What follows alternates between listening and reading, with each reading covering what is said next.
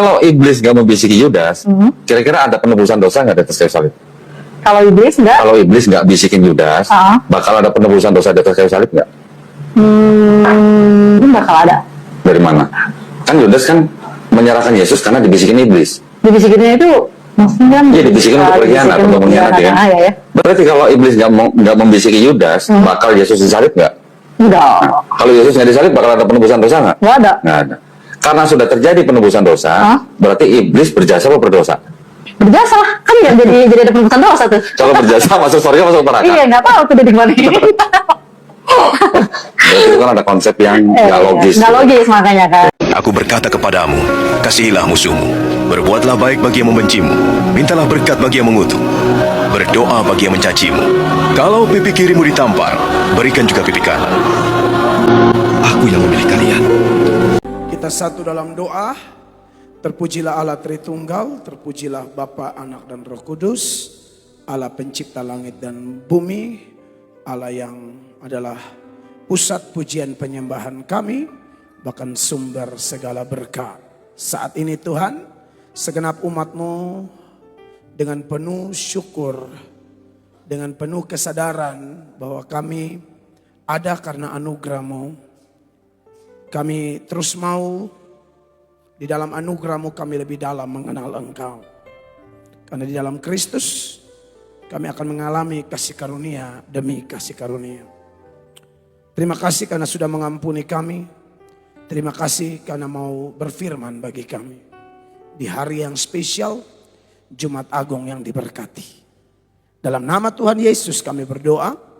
Dan semua yang rindu firman Tuhan Yesus, satu hati kita berkata, amin. Tepuk tangan yang meriah bagi Tuhan. Silakan duduk jemaat terkasih yang diberkati oleh Tuhan Yesus. Puji Tuhan, shalom. Tuhan baik bagi kita semua, Bapak Ibu jemaat terkasih. Saat ini kita semua ada di hadirat Tuhan untuk mendengar firman dari satu peringatan yang luar biasa yang diperingati oleh semua gereja, mau Katolik, Protestan, yang namanya Kristen. Beberapa perbedaan ada, tapi kita tinggalkan dulu. Kita mau lihat satu benang merah, yaitu bahwa Kristen seluruh dunia yang pernah hidup, yang sedang hidup, dan yang akan hidup, semua kita sepakat dengan peringatan Jumat Agung. Jumat Agung ini adalah sesuatu yang luar biasa. Kenapa luar biasa? Yang pertama, saudara-saudara, bahwa ini adalah sejarah yang benar-benar pernah terjadi. Jadi ini bukan hanya ada di kitab suci, tapi ada di dalam sejarah dunia. Makanya kalau di dalam pengakuan iman rasuli itu, ada kalimat yang bilang di bawah pemerintahan Pontius Pilatus. Artinya di dalam sejarah itu jelas dalam kekaisaran Romawi bahwa ada orang nama Yesus Kristus dari Nazaret, dilahirkan di Bethlehem, tapi karena dia dibesarkan di Nazaret maka dikenal dengan Yesus dari Nazaret. Itu adalah peristiwa yang nyata. Yesus yang oleh kita imani, dan iman kita sangat kuat, sangat dahsyat, yaitu bahwa dia adalah Allah yang menjadi manusia. Amin. Yesus itu Allah, benar-benar Allah yang menjadi manusia. Yesus menjadi manusia untuk satu misi yang luar biasa, yaitu mati bagi kita semua yang percaya padanya. Itu luar biasanya. Dan luar biasa yang lain adalah bahwa sejarah itu, kekasih Tuhan, ternyata terjadi bukan dadakan.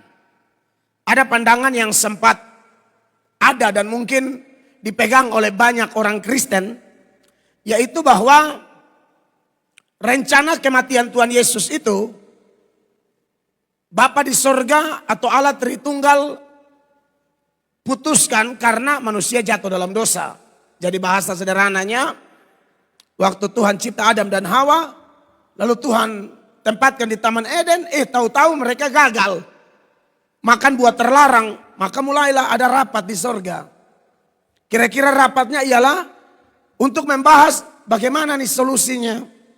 Manusia sudah jatuh dalam dosa, ini harus ada penebus. Dari Allah Tritunggal ini, Bapa, Anak, dan Roh Kudus, siapa yang mau menjelma jadi manusia? Lalu singkat cerita, pribadi kedua dari Allah Tritunggal, yaitu Allah Anak atau Anak Allah. Kalau bilang Anak Allah itu jangan diartikan Allahnya beranak, ya. Karena anak tangga di muka itu siapa yang melahirkan, itu anak tangga, ya. Tidak mungkin pengurus gereja yang melahirkan anak tangga lalu dia pasang di situ, tidak ada, itu istilah, ya. Nah, ini istilah-istilah yang tidak dipaham oleh musuh-musuh salib. Atau seterus-seterus salib. Atau alat-alat setan. Yang sampai hari ini masih membenci Kristus. Hanya bedanya Kristus kan sudah tidak ada.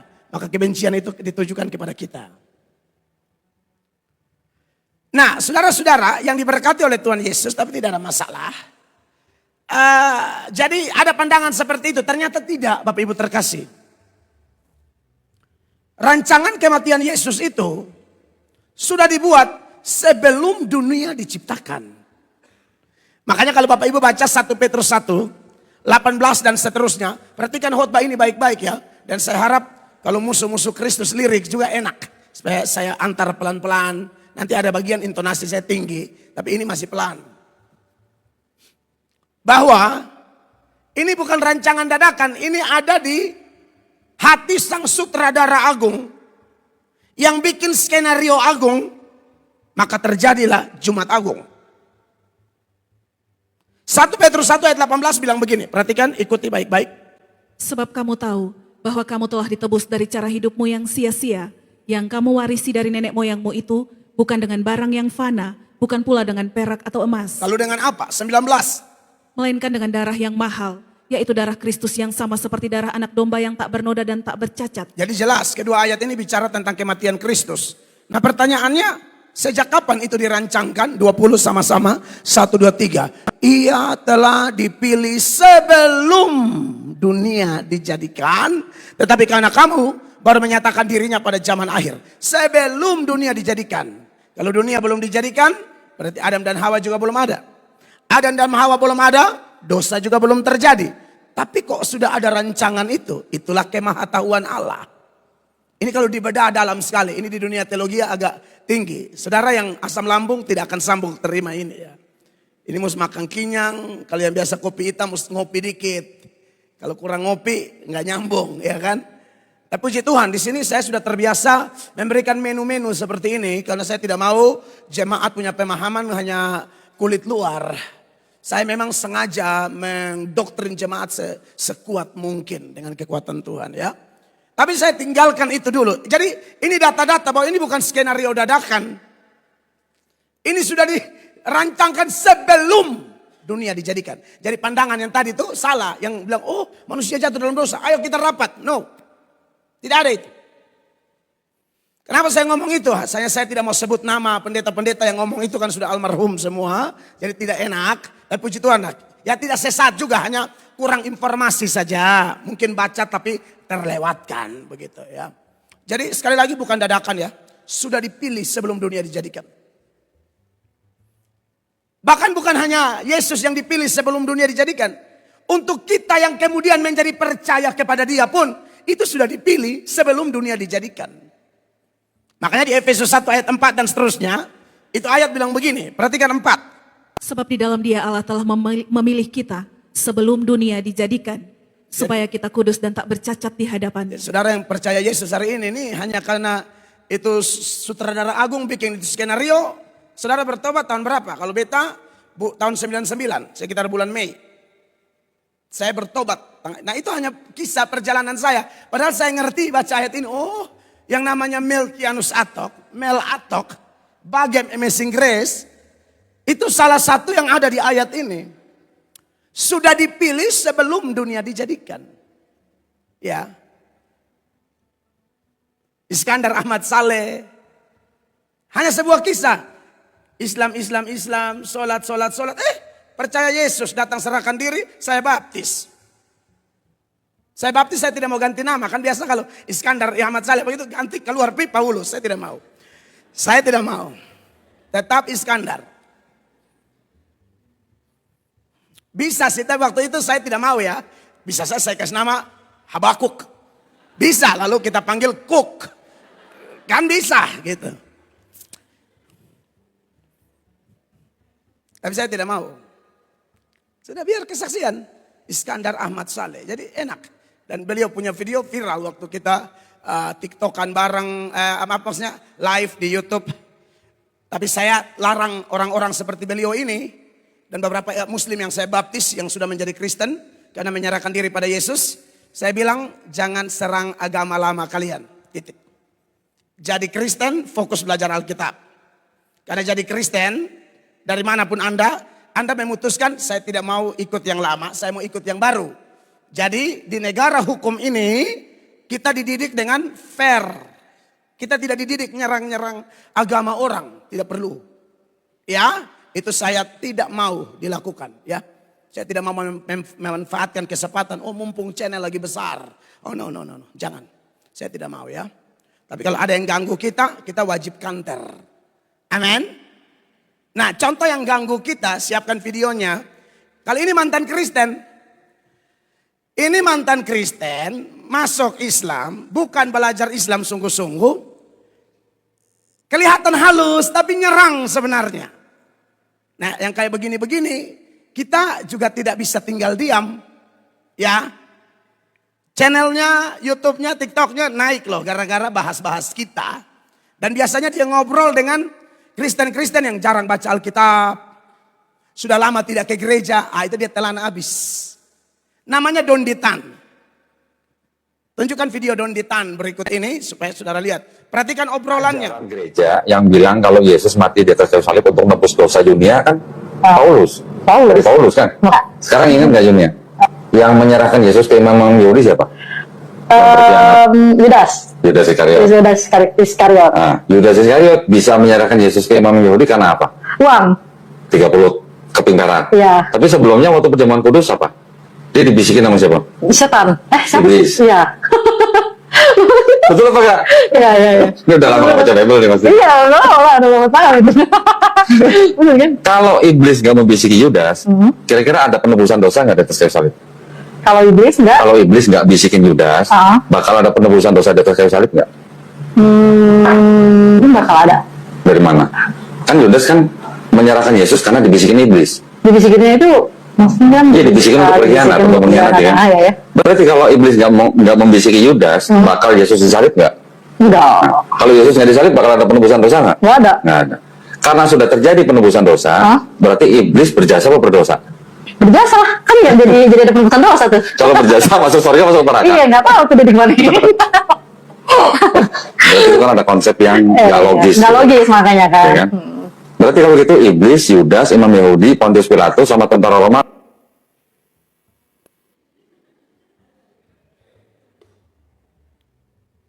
Buat saudara yang sudah belajar, sudah kuat, ini kayak nyamuk aja. Mati. Tapi buat yang buat yang Senin Kamis, timbul tenggelam, pas-pas kabar muncul di gereja, itu repot loh. Buat Anda yang mahir, apa sih ece-ece banget itu. Iya kan? Tambah lagi yang dia wawancari, udah lama banget gak baca Alkitab. Itu orang Kristen tuh. Ya juga ya, udah lama banget ya. Gila banget ya. Gua aja puyeng. Ya elah. Jadi gini. Nah, saudara, orang-orang kayak begini, memang saya bikin di situ Donditan dan setan-setan. Ini bukan margatan ya. Dia Donditan dan setan-setan semua yang suka otak-atik firman, yang tidak paham, itu apa boleh buat? Pasti masih ada. Sikap kita kepada mereka bagaimana? Yang pertama, mendoakan. Yang kedua, mengampuni. Amin. Dan yang ketiga, bantah. Banyak orang Kristen sampai kepada mengampuni dan doa. Sudah, pembalasan adalah hak Tuhan. Saudaraku, Tuhan itu senang kalau ada jemaat yang keras, kalau ada yang palsu-palsu, yang memutarbalikkan firman lalu Anda bela, Tuhan senang sekali sama saudara. Makanya jemaat di Efesus itu dalam catatan Wahyu ya, dari 7 jemaat itu ada Laodikia, ada Philadelphia, ada Sardis, ada Tiatira, salah satunya Efesus. Efesus 2 ayat 2 itu Tuhan puji jemaat ini karena mereka tidak membiarkan pendusta-pendusta seenak mulutnya, jidatnya ngomong secara ngawur tentang iman Kristen. Makanya di Wahyu 2 ayat 2 ini pujian Kristus kepada jemaat di Efesus. Tuhan bilang apa? Aku tahu segala pekerjaanmu, baik jerih payahmu maupun ketekunanmu. Ya. Aku tahu bahwa engkau tidak dapat sabar terhadap orang-orang jahat. Bahwa engkau telah mencobai mereka yang menyebut dirinya rasul, tetapi yang sebenarnya tidak demikian. Bahwa engkau telah mendapati mereka pendusta. Nah, Tuhan puji nih. Sebaliknya jemaat yang bersikap diam. Saat ada orang menyampaikan atau menyebarkan atau memberitakan Yesus yang lain, justru dikecam sama Tuhan melalui Rasul Paulus dalam 2 Korintus 11 ayatnya yang keempat. Ini sebuah kecaman, saya baca buat saudara. Kecaman Rasul Paulus begini, jemaat di Korintus, kok ada yang putar balik firman Allah, kok kau diam saja? Berikut kecamannya, sebab kamu sabar saja jika ada seorang datang memberitakan Yesus yang lain daripada yang telah kami beritakan, atau memberikan kepada kamu roh yang lain daripada yang telah kamu terima, atau Injil yang lain daripada yang telah kamu terima. Jangan sabar saja dong. Amin.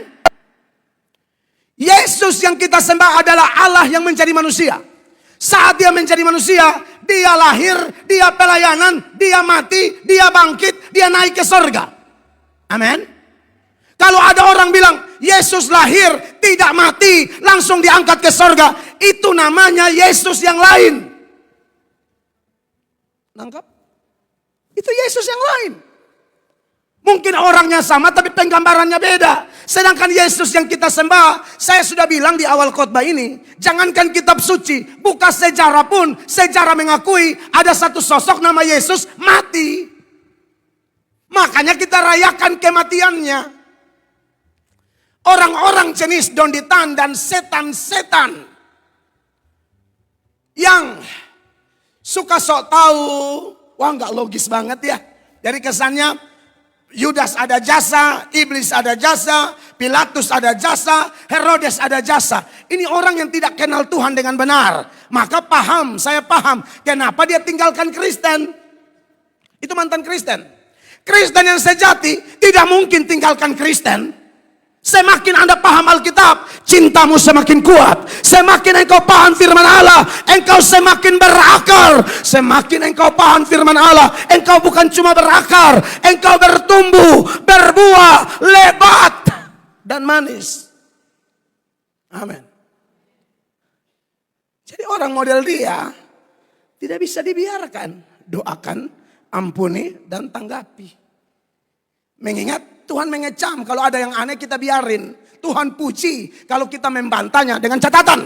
Bukan cari popularitas diri, bukan menang-menangan, bukan pintar-pintaran. Tetapi karena kita cinta Yesus. Berkali-kali saya ingatkan statement John Calvin yang mengatakan, anjing saja akan menggonggong kalau tuannya diganggu. Masakan aku hambanya, lalu kebenaran Tuanku diganggu, aku diam saja. Anjing lebih baik dari saya. Anjing aja tahu diri. Kita mengaku hamba Tuhan kok tidak tahu diri. Hanya makan dari kolete dan perpuluhan. Tapi tidak ada aksi apa-apa. Hamba Tuhan apa ini? Saya kalau cari nyaman. Oh ini gereja sudah 3 kali full lagi. Ngapain saya bahas? Tapi saya tidak bisa. Karena saya tahu tingkat iman jemaat itu beda-beda. Syukur-syukur kalau semua di atas 7,5. Yang baru 2,1. 1,4. Kasihan kan? Saya tidak bisa, kerja saya pikir sampai situ. Jadi tidak bisa hanya khotbah besuk. No. Dan puji Tuhan jemaat sudah mulai dewasa tentang dunia apologetika. Pembelaan iman, itu wajib. Banyak pendeta cari aman aja. Yang penting tiap bulan tanda tangan gaji. Menurut saya itu ada yang perlu kita periksa hati kita. Pendeta bukan hanya urus tiap bulan tanda tangan. Lalu uang masuk. Bukan, kita kerja. Setan-setan begini jangan dibiarin. Amin, Bapak Ibu.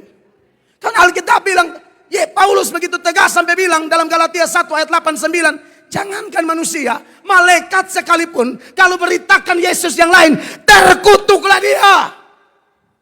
Jadi orang-orang kayak Don Ditan ini menurut ajaran ini atau sejenisnya, ini orang-orang terkutuk. Kasihan, makanya perlu didoakan supaya selamat. Kalau tidak, terkutuk ini orang.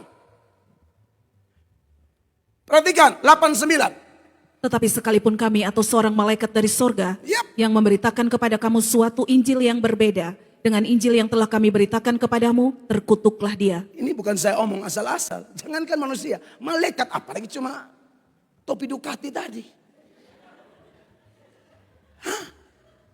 Jaket kulit. Malaikat dengan sayap putih aja. Terkutuk apalagi cuma jaket kuning. Nangkap ya? Tapi kita doa. Kita doakan tapi harus dibantah. Karena kita ini lagi diam nih. Lu otak-atik urusan kamar orang. Saya kan sudah bilang saya baptis orang Islam. Saya larang saksinya ada nih. Jangan bahas agamamu yang lama. Saya mau fair, adil. Saya tidak mau orang bahas-bahas agama saya. Apalagi yang mantan-mantan Kristen. Bodoh penipu pula. Tapi berkoar-koar, nah itu saya tidak akan biarkan. Nah, oleh karena itu jemaat yang diberkati oleh Tuhan Yesus, saya berharap bahwa sepanjang khotbah Jumat Agung 2024 yang saya sampaikan ini, membantah orang-orang seperti itu. Dan kalau Tuhan berkenan, menjamah, menolong, merubah. Itu kalau Tuhan masih mau ya, suka-suka Tuhan. Toh, karena tidak selalu juga Tuhan mau, karena ada orang-orang yang akhirnya Tuhan tolak, apalagi mereka dengan cara sengaja menista, mengganggu, ya. Bagi mereka iman kita tidak logis atau istilah Alkitab bilang pemberitaan salib itu bodoh. Dan tahukah saudara siapakah orang-orang yang mengatakan pemberitaan salib itu bodoh? Itulah orang-orang yang akan binasa. Jadi saya omong tidak out of Bible. Siapakah kita yang percaya dan berkata pemberitaan itu kekuatan Allah? Kitalah orang-orang yang akan selamat. Makanya dalam 1 Korintus 1 ayat 18 firman Allah berkata, sebab pemberitaan tentang salib memang adalah kebodohan bagi mereka yang akan binasa, tetapi bagi kita yang diselamatkan pemberitaan itu adalah kekuatan Allah. Bagi yang binasa, wah nggak logis nih, bodoh ya. Masa Allah bisa jadi manusia? Berarti Yudas sama iblis masuk surga dong karena berjasa. Jelas tidak demikian ajaran Kristen. Amin. Itu diputar balikan. Dan yang berhasil ditipu adalah, wah udah lama nih gue gak baca Alkitab, udah berapa tahun kali. Kayak tadi. Jadi saudara-saudara yang ketawa, saudara yang jarang baca Alkitab, hati-hati. Karena bukan hanya Don Ditan, masih ada saksi Yehova. Mungkin suatu saat Mormon masuk. Banyak banget. Saudara jangan ketawa-ketawa, harus kuat baca Alkitab. Ikut pemahaman Alkitab yang saya lakukan melalui khotbah-khotbah setiap hari ibadah. Karena kalau saya khotbah, saya jarang penuhi khotbah saya dengan kesaksian. Wah saya naik pesawat nih, jarang. Saya mau ajar firman, saya tidak mau ajar naik pesawat. Saudara tahu naik pesawat, tahu sendiri.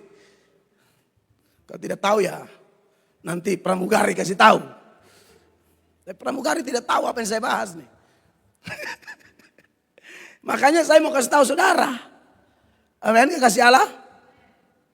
Nah oleh karena itu jemaat yang diberkati oleh Tuhan Yesus Kristus, saya harap khotbah ini menolong kita. Nah menarik, di Jumat Agung ini masih ada materi tersisa dari 7 perkataan di salib yang harus saya bahas untuk jemaat sekalian. Ya, masih tersisa perkataan ke-6 dan perkataan ke-7.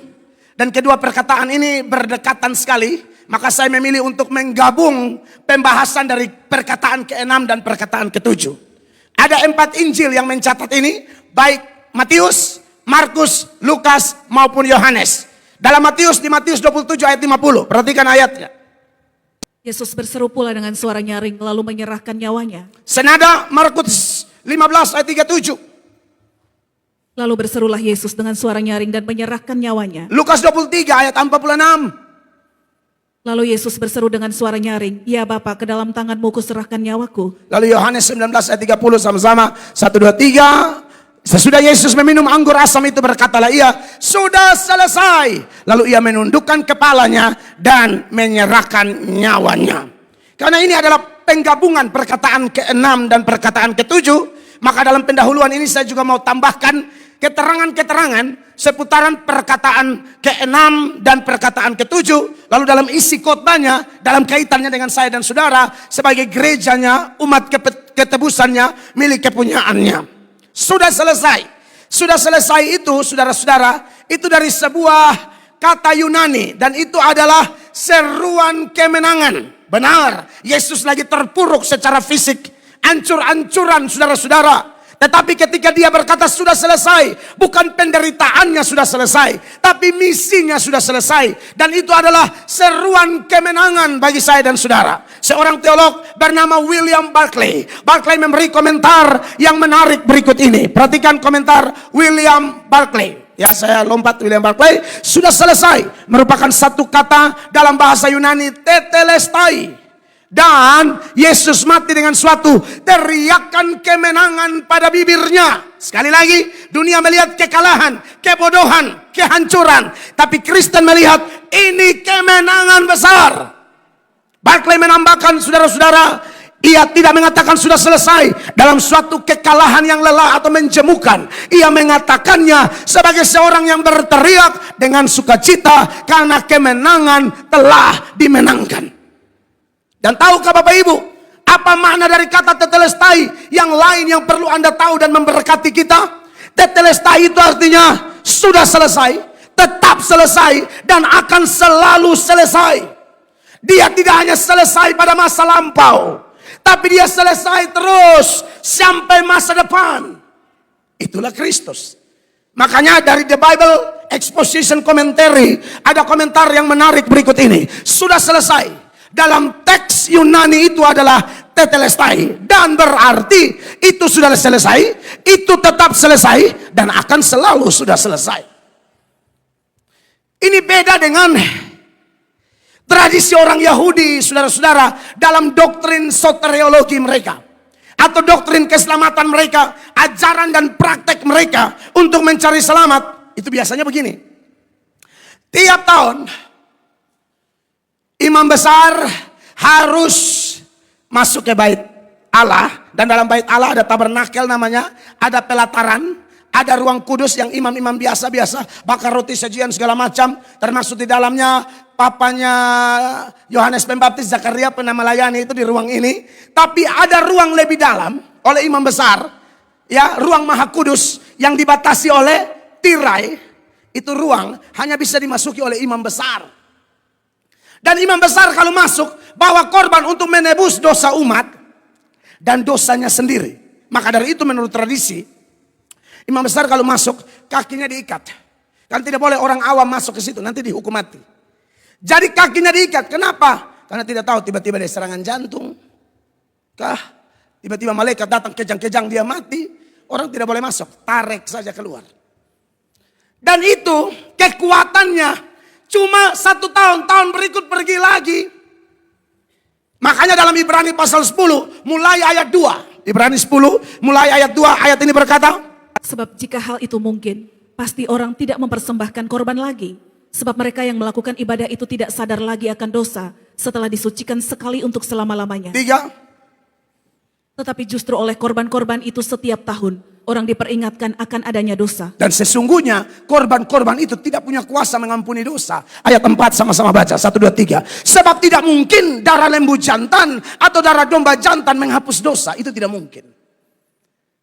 Tapi ada ritual dalam Yudaisme. Okelah, 1 tahun 1 kali.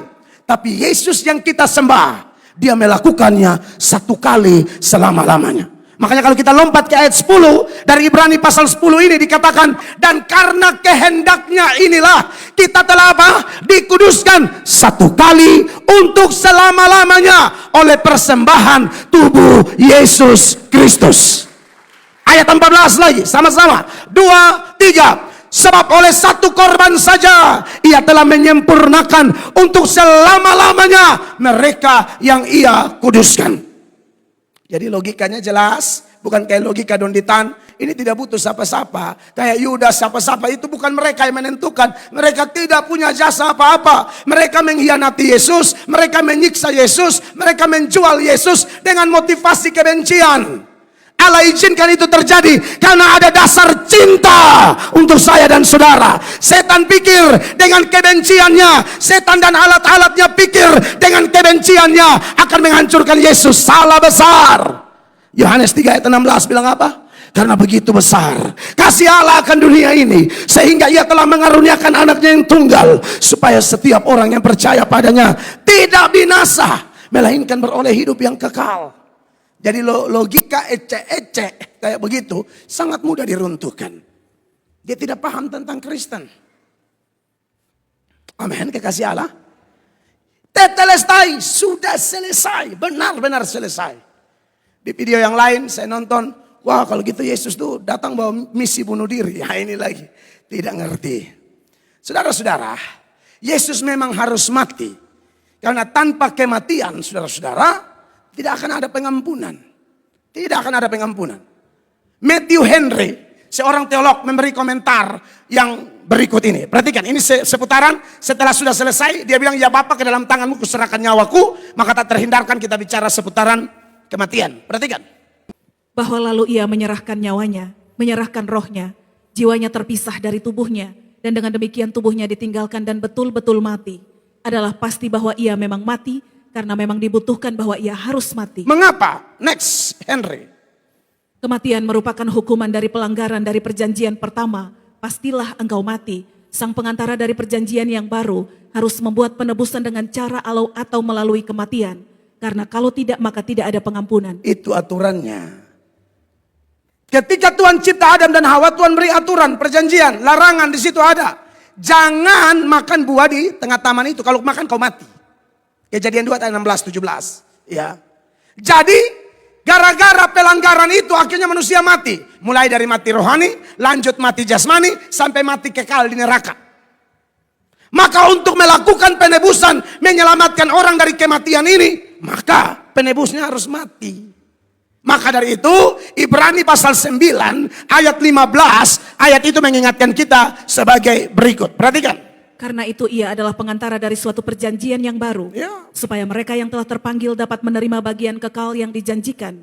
Sebab ia telah mati untuk menebus pelanggaran-pelanggaran yang telah dilakukan selama perjanjian yang pertama. Iya, sebab ia telah mati untuk menebus pelanggaran-pelanggaran yang telah dilakukan selama perjanjian yang pertama.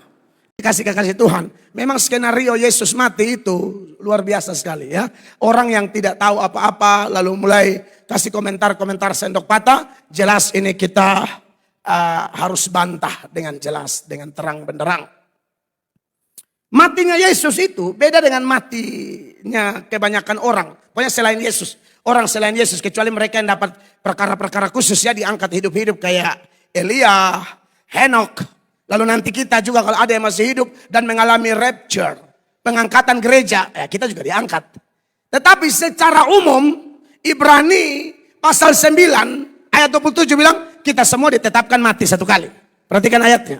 Dan sama seperti manusia ditetapkan untuk mati hanya satu kali saja, dan sesudah itu dihakimi. Nah, orang-orang yang ditetapkan mati, termasuk kita nanti kalau memang kita ada dalam ayat ini, atau bagian dari apa yang dijelaskan di ayat ini. Saudara, kita tidak punya kuasa untuk menyerahkan nyawa kita seperti yang Yesus teriakan dalam perkataan ke-7. Ya Bapa, ke dalam tanganmu kuserahkan nyawaku. Saya dan saudara tidak ada kuasa. Bahkan Elia saja, Elia Yunus tuh pernah minta mati, tidak dikasih loh. Pernah baca? Elia tuh minta mati. Elia bukan Yesus, Elia tidak berkuasa atas nyawanya sendiri. Dia nabi luar biasa, tapi dia tidak seperti Yesus yang bisa atur-atur. Beta mau mati, tidak bisa. Saya sudah ulang-ulang doa penyerahan orang. Becek mati, masih satu-satu, belum. Jangan pikir panggil pendeta, jadi pendeta punya kuasa mencabut nyawa. Jadi fitnah-fitnah yang sempat beredar bilang Melatok pendeta pencabut nyawa, itu fitnah. Kenapa fitnah itu keluar? Karena beberapa yang saya doakan pas doa memang pas meninggal. Jadi mereka bilang bahaya nih. Padahal tidak ada itu. Ini keluarga secara sadar lihat kerabat mereka, orang tua mereka sudah sekarat. Lalu panggil Pak Pendeta bisa doa penyerahan. Kami doa, Tuhan. Kami doa dengan pengertian yang benar. Tuhan, kami tidak punya kuasa, Tuhan yang punya kuasa. Tapi keluarga sudah sepakat karena Oma sudah sekarat. Oma sangat menderita. Kalau Tuhan berkenan, kalau baik dalam pandangan Tuhan, kami serahkan Oma ke dalam tangan Tuhan. Pas buka Oma bilang, salam. Oma sadar. Oma sehat lagi. Keluarga stres, saudara-saudara. Karena keluarga mau mati. Bayangkan, ada keluarga tertentu yang hatinya memang busuk ya sama Oma. Tuhan bukan ambil, Tuhan kasih sehat, saudara-saudara. Oma bilang, pasang kumpul-kumpul apa nih? Bayangkan. Kita mau cerita, bilang, ada minta cabut Oma punya, kan tidak enak. Soalnya Oma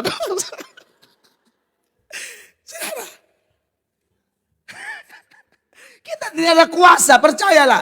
Bahkan Stefanus sekalipun ketika mau mati dia doa apa? Ya Tuhan Yesus, terimalah rohku. Dia memohon. Beda dengan Yesus. Bapa, ke dalam tanganmu kuserahkan nyawaku. Dia memutuskan menyerahkan nyawa. Bukan seperti doa Stefanus dan orang-orang yang lain. Makanya kenapa saudara-saudara di bagian-bagian tertentu kita lihat di dalam nats yang kita baca Yohanes 19 ayat 30, Yesus itu menundukkan kepala. Biasanya kalau orang mau mati itu disalib, tarik leher ke atas baru mati.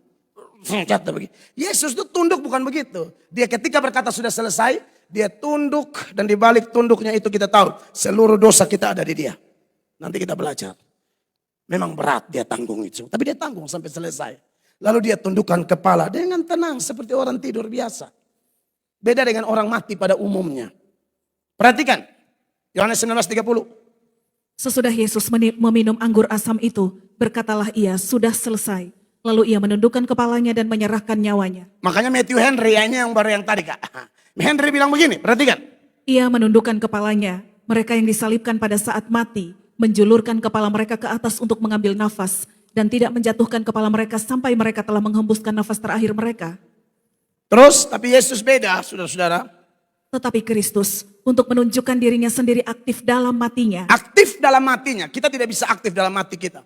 Mau serahkan nyawa berapa kali, Tuhan bilang, saya atur kau atau kau yang atur saya. Beda sama Yesus. Untuk menunjukkan aktif dalam matinya, menundukkan kepalanya lebih dulu, menyusun atau mengatur tubuhnya sendiri, seakan-akan jatuh tertidur. Beda dengan orang lain yang disalib. Tarik ke atas, Yesus tidak. Omong sudah selesai, ya Bapak ke dalam tanganmu serahkan nyawaku. Kayak biasa. Dia buat keputusan secara aktif, lalu dia tunduk, dia tertidur. Ini yang dia pernah bilang dan banyak orang tidak ngerti. Ini bukan misi bunuh diri, ini misi penebusan. Dan dia melakukan itu secara sadar. Ini keputusan sepihak dari Tuhan. Bukan karena kita minta. Alkitab berkata, dia mati bagi kita di saat kita masih berdosa. Amin.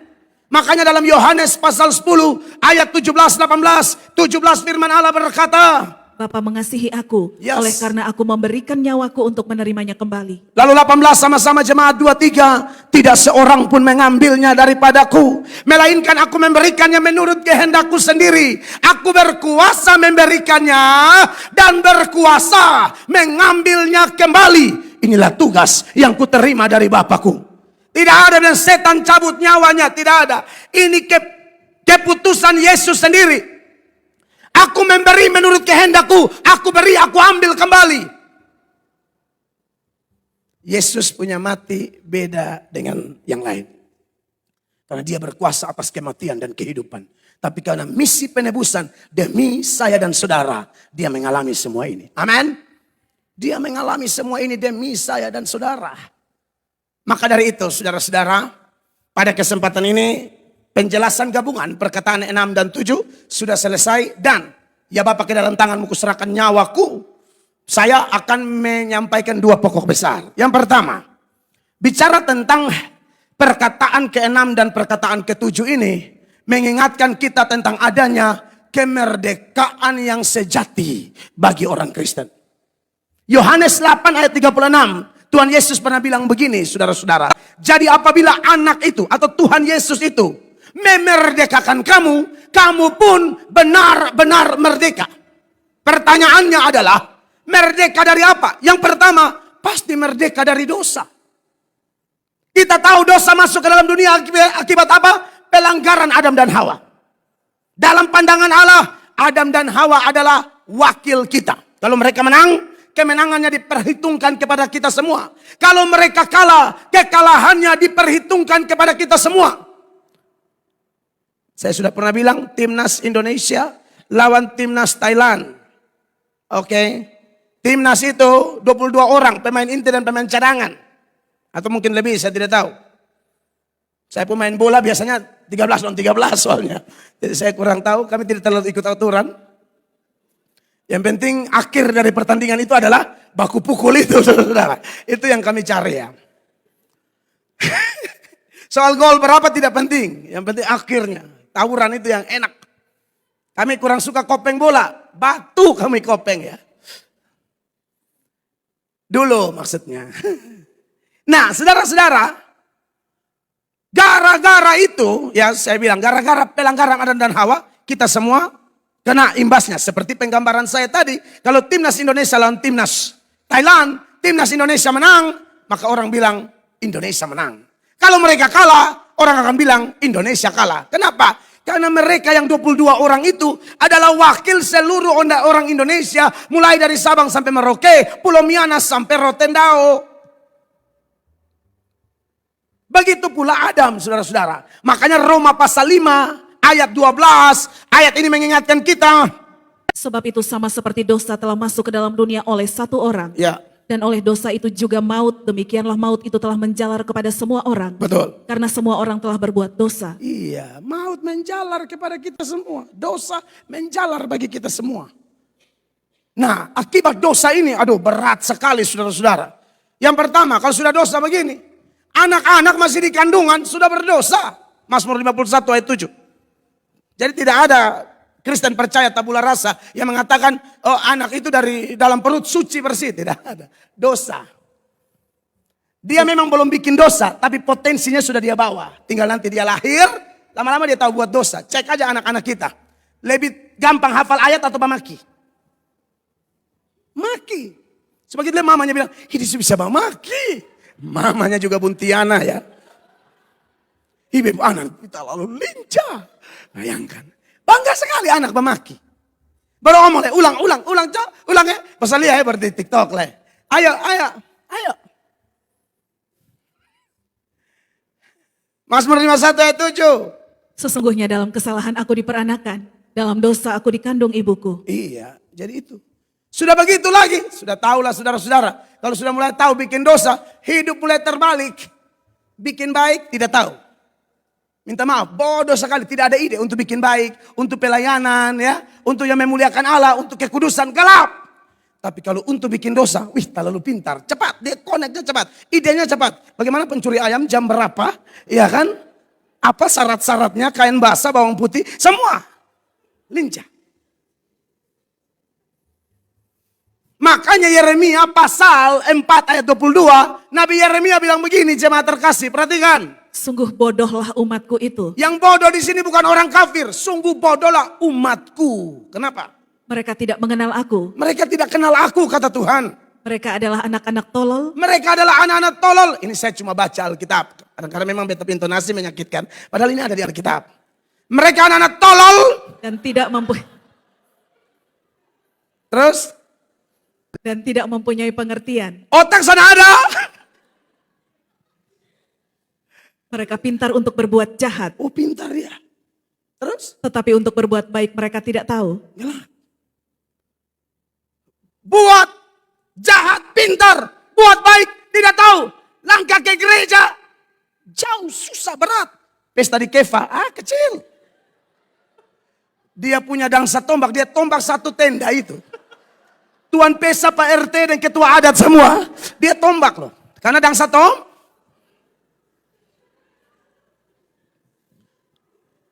untuk kebaikan, on-nya minta ampun. Tapi kalau yang jahat, smart community. Dunia terbalik kekasih Allah.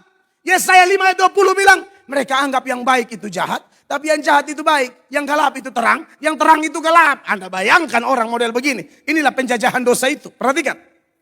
Celakalah mereka yang menyebutkan kejahatan itu baik. Kejahatan itu baik, makanya disebut celaka. Yang jahat-jahat mereka bilang baik. Berzina itu baik, pencuri itu baik, nonton film porno itu baik, hubungan seks di luar nikah itu baik. Sudah nikah tapi WA bini orang, dan bini orang Buntiana ini juga balas lagi, saudara. Ini baik menurut mereka. Terus? Dan kebaikan itu jahat. Tapi kebaikan itu jahat. Oh, saudara yang kerabat yang suka ajak dan pergi gereja, dia anggap lu musuh. Utol bikin itu dosa tuh. Saudara, mungkin kita ketawa, tapi kita temui hal ini. Orang ngomong untuk kebaikan, kita bilang dia jahat. Tapi kawan yang ajak bikin jahat, ajak mabok, ajak bikin dosa, ajak bikin aneh-aneh. Ini besti gua nih. Bayangkan. Terus? Yang mengubah kegelapan menjadi terang. Dan terang menjadi kegelapan. Bayangkan. Yang mengubah pahit menjadi manis dan manis menjadi pahit. Orang-orang jenis begini tetap merasa diri pintar. 21. Celakalah mereka yang memandang dirinya bijaksana. Yang menganggap dirinya pintar. Kan begini, kita ketemu banyak-banyak model tukang selingkuh, bersina, piara perempuan, kiri kanan. Oh, mau ke ilmu tinggi-tinggi. Son masa beb otak lu bu ilmu nih, ilmu apa lu nih? Tidak masuk otak saya, lu hidup sembarang begini. So pintar lu. Jago, tapi bukan jago bikin baik. Cok, 22. Celakalah mereka yang menjadi jago minum. Jago minum. Dan juara dalam mencampur minuman keras. Orang juara itu juara CCA. Cerdas, cermat, alki. Jago minum. Beta mau pasang berapa botol, saya sentak goyang. Dua gelas muntah. Oh. Jago, kasih tunjuk lu pun jago, mabok. Jago apa? Kita lihat manusia begini, dosa penjajah itu ngeri. Hubungan mereka dengan Tuhan bermasalah. Karena Alkitab bilang, bukan tangan Tuhan kurang panjang, bukan telinga Tuhan kurang tajam. Tapi yang membuat kamu dan aku terpisah itu dosa-dosamu. Dan sudah konflik sama Tuhan, sudah pasti. Sesama juga dia hantam. Tidak ada jalan damai. Jalannya bengkok semua. Dan di dalam dirinya juga tidak ada damai. Mata jasmani melihat, tapi dia rasa kayak buta. Hidup raba-raba sembarang. Tidak tahu ini uang haram kok uang benar. Ini istri orang atau bukan, dia raba semua. Gelap. Yesaya 59 ayat 8. Perhatikan ini ayat. Mereka tidak mengenal jalan damai. Mereka tidak kenal jalan damai. Tidak ada damai-damai apa. Mau mati-mati. Beta 7 turunan. Kok beta ini kan lu tahu sendiri ya. Beta gila-gila nah. Sombong dengan hal-hal bodoh seperti itu. Perhatikan. Dan dalam jejak mereka tidak ada keadilan. Tidak ada. Mereka mengambil jalan-jalan yang bengkok. Jalannya bengkok semua. Dan setiap orang yang berjalan di situ tidaklah mengenal damai. Tidak ada kenal damai. Mau kacau-kacau orang bilang. Tidak bisa begitu. Terus. Sebab itu keadilan tetap jauh daripada kami. Dan kebenaran tidak sampai kepada kami.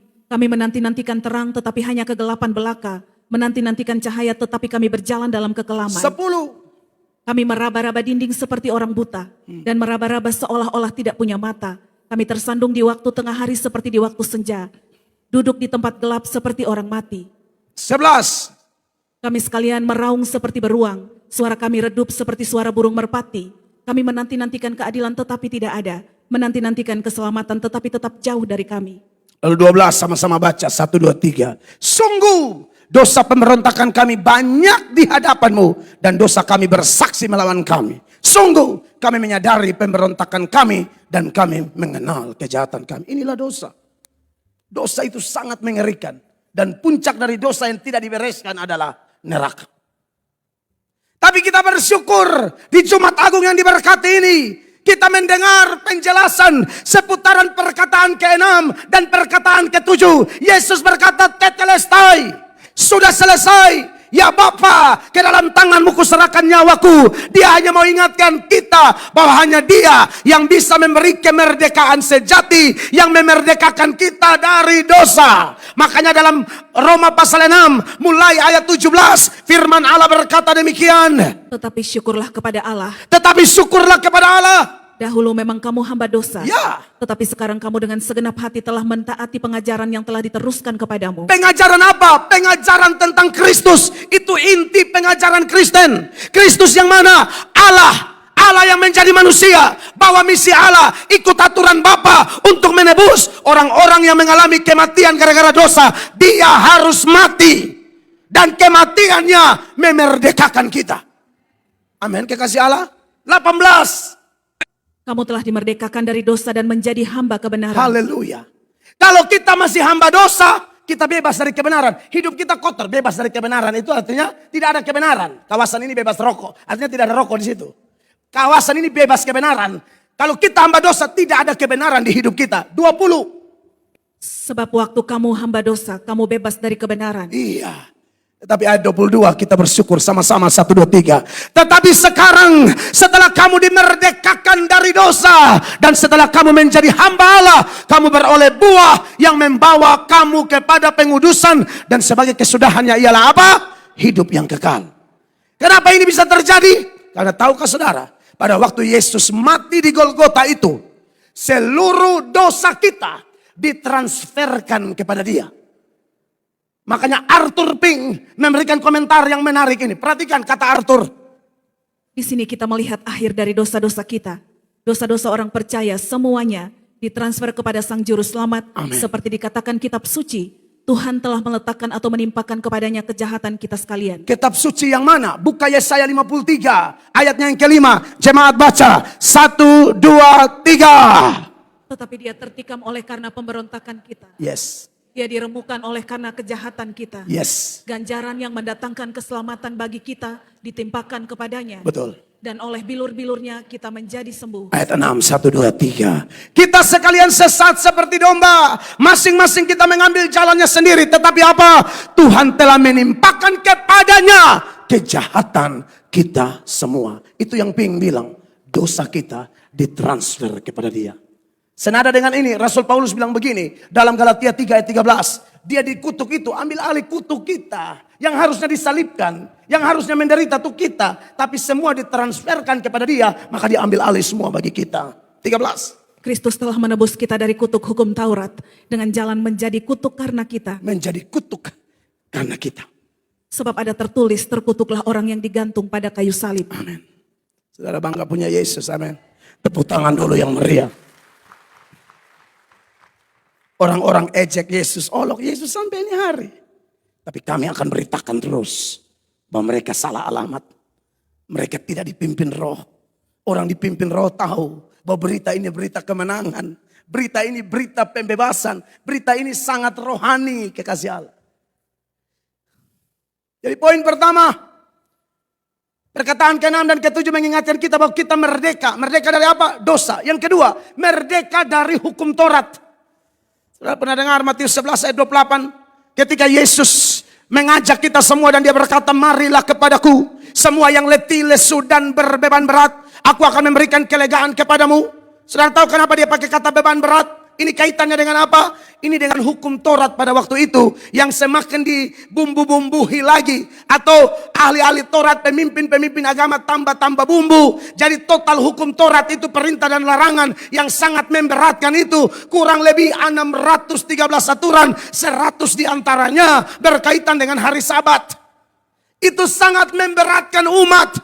Tapi Yesus bilang, mari datang kepadaku. Aku akan beri kelegaan kepadamu. Kenapa? Karena Yesus akan mati dan membatalkan semua hukum-hukum Taurat yang memberatkan itu. Efesus 2 ayat 15a. Ayat 15, baca semua. Sebab dengan matinya sebagai manusia, Ia telah membatalkan hukum Taurat dengan segala perintah dan ketentuannya. Sampainya di situ. Sampai di situ. Sebab dengan matinya sebagai manusia, Ia telah membatalkan hukum Taurat dengan segala perintah dan ketentuannya. Hukum Taurat ada di 3 jenis. Ada yang namanya ceremonial law, hukum tata cara keagamaan. Ada yang namanya civil law, hukum pemerintahan. Misalnya, kalau hukum yang tata cara itu yang hukum haram halal, jamakan ini, jarabah itu, sunat, korban, apa segala macam. Kalau hukum pemerintahan tuh kalau ada penyesat, lempar dengan batu sampai mati. Anak melawan orang tua, omong tidak dengar, menurut ulangan, lempar dengan batu sampai mati. Orang dapat tangkap berzina, lempar dengan batu sampai mati. Itu juga dibatalkan. Makanya sekarang kita tidak main hakim sendiri begitu ya. Itu sudah tidak ada. Yang masih berlaku cuma 10 hukum Allah, moral law dengan seluruh penjabarannya, hukum-hukum moral itu. Tapi yang lain dibatalkan semua. Kenapa? Itu sifatnya bayangan saja.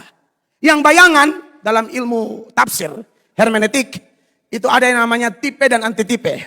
Ya, tipe itu penggambaran, bayangan, lambang-lambang. Sedangkan antitipe itu penggenapan. Kalau antitipenya sudah datang, maka tipenya tidak berlaku lagi. Semua yang ada di dalam hukum Taurat, ritual-ritual upacara itu semua bayangan saja. Perhatikan, Ibrani 10 ayat 1. Di dalam hukum Taurat hanya terdapat bayangan saja Ya, dari keselamatan yang akan datang. Betul. Dan bukan hakikat dari keselamatan itu sendiri. betul. Karena itu dengan korban yang sama, yang setiap tahun terus-menerus dipersembahkan, hukum Taurat tidak mungkin menyempurnakan mereka yang datang mengambil bagian di dalamnya. Betul. Jadi ritual-ritual itu sudah tidak berlaku lagi. Kalau Anda baca terus tadi ayatnya saya sudah tunjukkan 10-14. Yesus datang untuk batalkan itu semua. Lalu haram halal misalnya di dalam Kolose 2 ayat 16. Firman Allah bilang begini.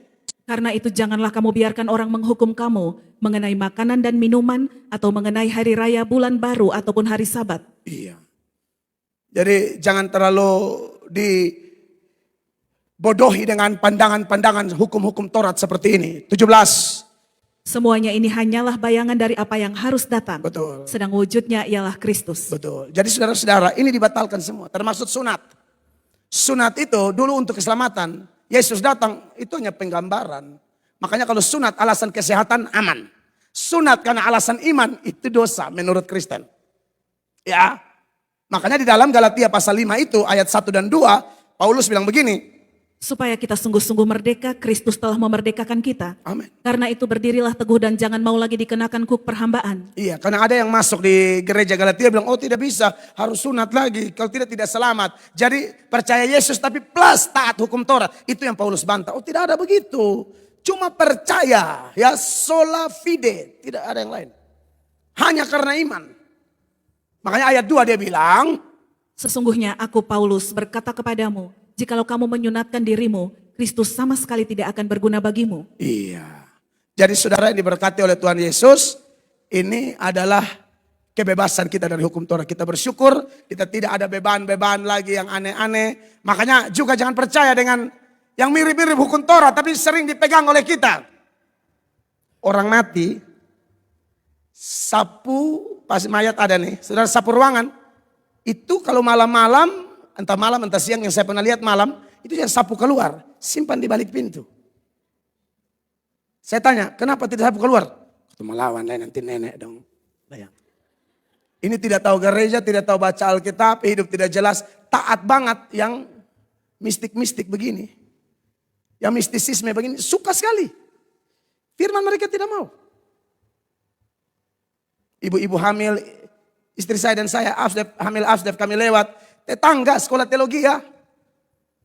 Jalur Pagadoak, bayangkan. Paneti, bawang putih, bayangkan Anda lihat. Sekolah teologi ya model begini, mau jadi apa jemaat? Saya tidak percaya, Jalur Pagunting, paku. Saudara percaya setan takut paku? Setan itu roh, dia tidak takut paku. Ingat garam, percaya tidak setan itu ada tinggal di laut juga? Sumber garam. Sudah bisa percaya yang siram-siram garam. Heran amat. Siram di luk mata sendiri. Ya. Itu lu langsung lihat setan. Ada saja yang bikin yang aneh-aneh. Kalau yang hukum Taurat yang model begini aja batal. Apa yang model tradisi turun-temurun tidak jelas. Orang mati jangan jalan-jalan. Dia suka datang di sini ya. Sama tabrak gigit tak kancing deh. Bayang. Itu pasti lebih sesat lagi. Jadi dia tolong ya. Orang masih hidup togor-togor memang. Yang mati baru lewat di kuburan. Permisi Bapak. Dia bilang lu lari Scooby-Doo urus tidak dapat. Jadi kekasih Allah yang begitu-begitu tidak ada lagi. Amin. Kenapa? Karena sudah dibatalkan. Bahkan lebih daripada itu. Intimidasi setan dan maut pun dimerdekakan. Kita dimerdekakan dari intimidasi setan dan kuasa maut. Seperti yang tercatat dalam Ibrani 2, 14 dan 15. Ayat 14, perhatikan. Karena anak-anak itu adalah anak-anak dari darah dan daging. Amin. Maka ia juga menjadi sama dengan mereka dan mendapat bagian dalam keadaan mereka. Supaya oleh kematiannya ia memusnahkan dia, yaitu iblis yang berkuasa atas maut. Setan menunggangi maut untuk mengintimidasi kita. Makanya di ayat 15 dia bilang begini. Dan supaya dengan jalan demikian ia membebaskan mereka yang seumur hidupnya berada dalam perhambaan oleh karena takutnya kepada maut. Kita tidak takut lagi kepada maut. Amin. Sebab Yesus sudah mati, maka kita tidak perlu takut kematian. Ada kematian rohani, kita pasti dihidupkan. Ada kematian kekal, tidak mungkin kita sampai di sana, yaitu neraka. Tapi bagaimana dengan kematian jasmani? Kenapa Tuhan tidak angkat sekalian dengan kematian jasmani? Itu memang sengaja Tuhan izinkan tetap ada. Karena melalui kematian jasmani itu pintu gerbang Anda masuk surga. Bukan jalan keselamatan. Orang percaya yakin, tutup mata ini malam, mati ini malam, Anda langsung ke surga. Jadi itu tetap Tuhan izinkan ada. Mati sekarang masuk surga. Karena bagi Kristen, mati adalah hidup. Yesus bilang, akulah kebangkitan dan hidup. Barang siapa percaya kepadaku, dia akan hidup walaupun dia mati. Jadi jangan takut mati, saudara-saudara. Kita pasti mati semua nih. Mau Oriflame juga mati semua. Mau Bedak Oriflame, mau Fafi, FIFA, mati. Tapi tidak apa-apa. Bagiku hidup adalah Kristus, mati keuntungan. Makanya kenapa perlu ada kematian jasmani? Tuhan tetap adakan buat kita. Santai aja. Itu poin pertama dan poin kedua yang terakhir. Sebelum masuk poin kedua, berapa banyak yang diberkati bahwa kita dimerdekakan dari dosa, dimerdekakan dari hukum Taurat, dan dimerdekakan dari intimidasi setan dan maut. Coba beri tepuk tangan yang meriah begitu. Itu tepuk tangan menyambut poin kedua. Poin keduanya apa? Bagi saudara yang diberkati dengan penjelasan seputaran perkataan ke-6 dan ke-7, diberkati dan mengalami, saya dan saudara dituntut untuk menderita bagi dia, memuliakan dia, bahkan mati bagi dia. Dia selesai, kita harus selesai. Anak Tuhan yang sejati tidak akan bilang, oh Yesus sudah mati jadi kita aman-aman saja. Saya tunjukkan komentar Charles Haddon Spurgeon. Spurgeon bilang begini dalam komentar yang menarik saudara-saudara. Dia bilang ada orang datang kepada dia bilang, oh Yesus sudah mati jadi kita acuh tak acuh saja. Ini anak setan bukan orang Kristen. Perhatikan. Seseorang suatu kali berkata secara jahat, jika Kristus telah menyelesaikannya, sekarang tidak ada apa-apa lagi yang harus aku lakukan, kecuali melipat tanganku dan tidur. Itu merupakan ucapan dari setan, bukan dari orang Kristen. Itu ucapan setan, bukan orang Kristen. Anda yang menganggur untuk pekerjaan Tuhan, Anda sedang aktif untuk setan. Ulang. Anda yang menganggur untuk kepentingan Tuhan, sesungguhnya engkau sedang aktif untuk setan. Karena di mata Tuhan, di mata Yesus, tidak ada posisi netral. Kau mau di grup mana? Tidak ada posisi tengah-tengah, tidak. Mau panas-panas, dingin-dingin. Lebih daripada itu, aku muntahkan suam-suamku. Katakan ya bila ya, tidak. Lebih daripada itu setan. Tidak mungkin mulut yang mengucapkan begini dipenuhi kasih karunia. Tidak mungkin. Spurgeon melanjutkan.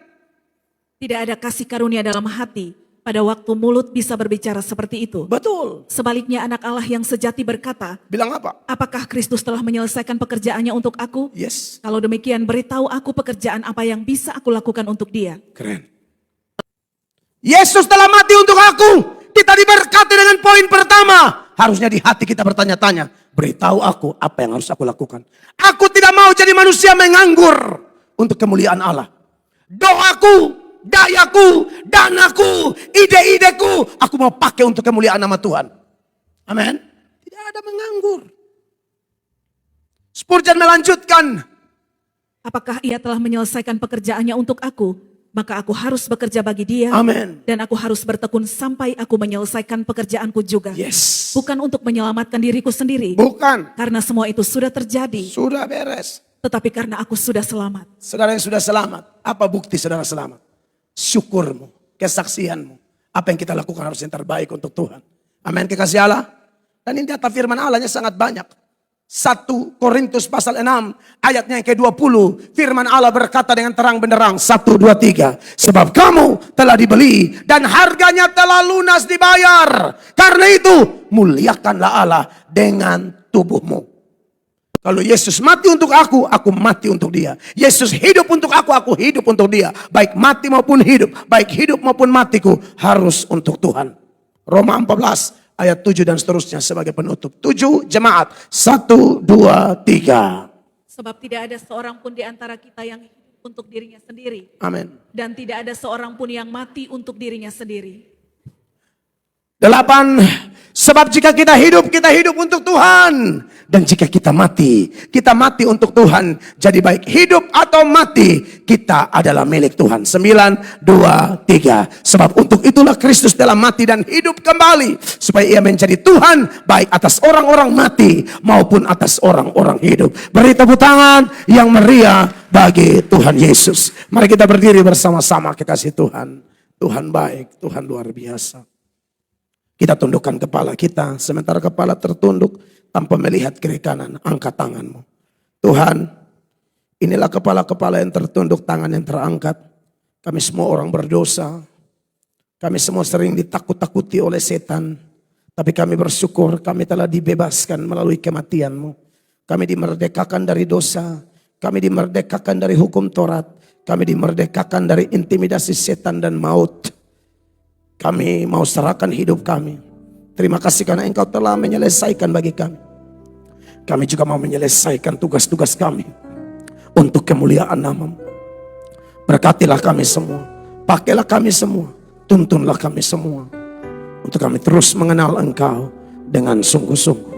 Dalam nama Tuhan Yesus kami berdoa. Dan semua yang diberkati kita berkata, amin. Aku berkata kepadamu, kasihilah musuhmu, berbuatlah baik bagi yang membencimu, mintalah berkat bagi yang mengutuk, berdoa bagi yang mencacimu. Kalau pipi kirimu ditampar, berikan juga pipi kanan. Aku yang memilih kalian.